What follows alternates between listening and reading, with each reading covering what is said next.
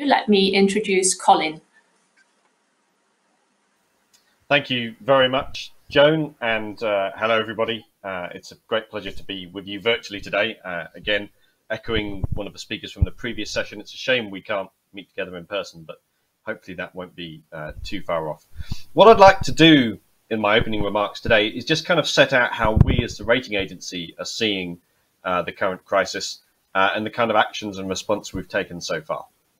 Because although this is very unprecedented in terms of the shock that we're seeing right now, and in particular the economic disruption in response to the measures that governments have very sensibly put in place to save lives, at its heart, for us, I think it's probably still a bit of a classic credit issue. Because if you think about having to shut down restaurants and cafes and airports and airlines, now what you're basically doing here is asking companies and sectors to answer three very credit-focused questions. So firstly, how much demand am I going to lose? How much are revenues going to fall as a consequence of this? And how quickly will they come back?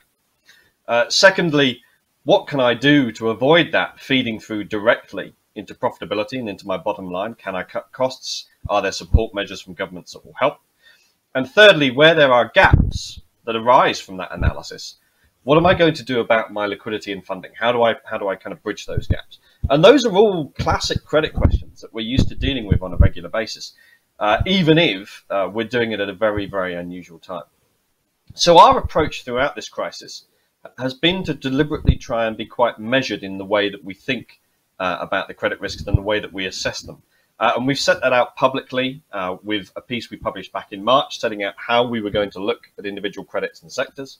But we've also made all of our coronavirus research free to view on our website for anybody who's interested. You know, we're conscious we have a very important role to play here. And I think if I had to sum it up, you know, we see this as a very sharp downturn and probably a more prolonged gradual recovery. But ultimately, it is hopefully going to be a temporary shock where we will come out of the other side, either because a vaccine is eventually developed or because we come up with sufficient trace and testing methods that can contain any future outbreaks of this virus.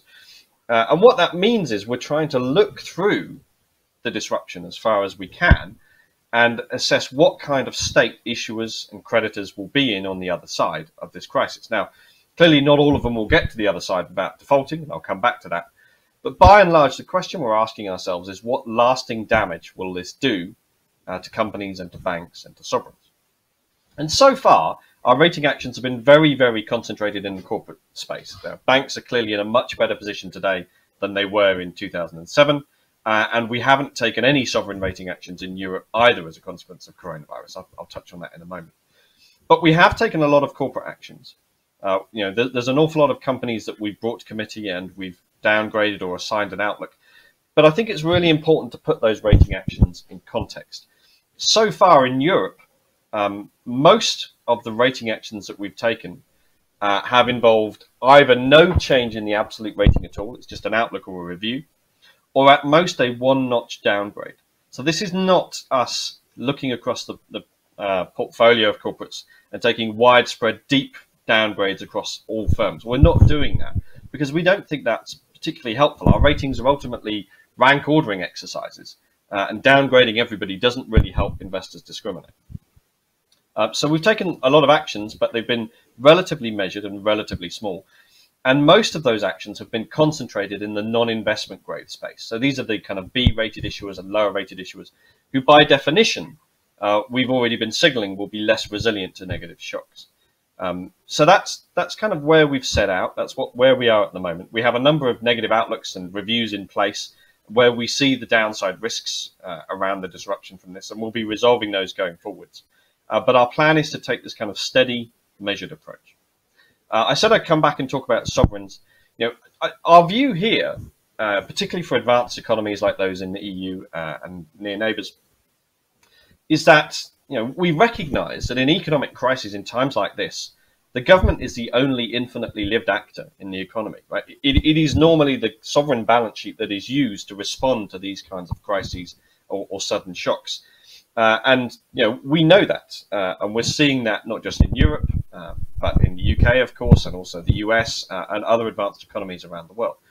And our assessment at the moment is, we understand why governments are doing this, and what we're waiting for is when we get on the other side of this crisis, is we'll probably wait till then for most sovereigns to take a look at what the plans are to then bring debt back down. Because the bottom line, of course, is that almost all sovereigns will come out of this crisis. If we're right that it's temporary and activity does recover over the 18 months after the second quarter, when we expect to see the trough, sovereigns will come out of this with higher debt loads. And that does mean there is less fiscal space than there was going into this downturn. So if there's a future shock, it might be harder to cope. So we will be looking closely at what sovereigns' plans are to reduce debt to GDP ratios, to bring deficits back down. But we're not going to rush. We want to give governments time to deal with this crisis first, and then put their plans in place for how they're going to restore debt sustainability.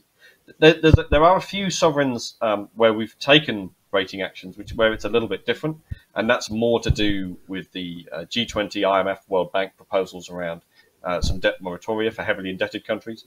But those are not EU countries, they're not European countries, and that's, I'm happy to elaborate on that, but it's a bit distinct from what we're seeing elsewhere.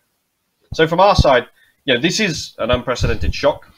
We are living in very abnormal times, but as far as possible, we are following our normal processes of using our normal credit assessment procedures and methodologies, and we're trying, as always, to be the signal in a time of a lot of volatility and noise in financial markets.